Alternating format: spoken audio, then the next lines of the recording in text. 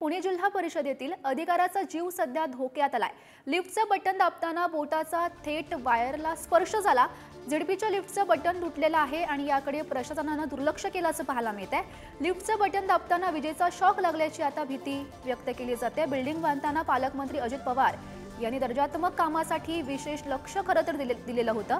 बिल्डिंगच्या व्यवस्थापनासाठी लाखो रुपये खर्च होतात, मात्र गंभीर गोष्टींकडे दुर्लक्ष केल्याचं पाहायला मिळतंय आणि याचाच आढावा घेतलाय आमचे प्रतिनिधी ज्ञानेश्वर चौतमल यांनी। पाहूयात।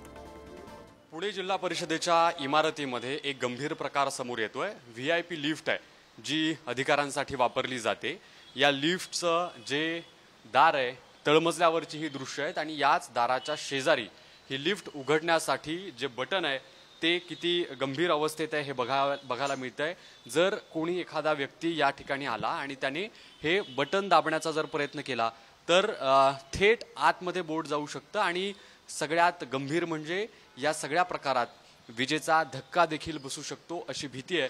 अजित पवारांच्या त्या काळात या इमारतीकडे मोठं लक्ष देऊन दर्जात्मक काम होण्यासाठी प्रयत्न झाला, मात्र आता या व्यवस्थापनाचा बिल्डिंगच्या मेंटेनन्सचा जो मुद्दा आहे तो कशा पद्धतीनं ऐरणीवर येतोय, कारण अधिकाऱ्यांच्या जीवाशी खेळ होतोय। जर चुकून एखाद्या अधिकाऱ्याच्या बोटाला आतल्या वायरचा धक्का बसला तर कुठलीही दुर्घटना घडू शकते तशी भीती आहे। व्हिडिओ जर्नलिस्ट वेदांत समित, ज्ञानेश्वर चौतमल, पुढारी न्यूज, पुणे।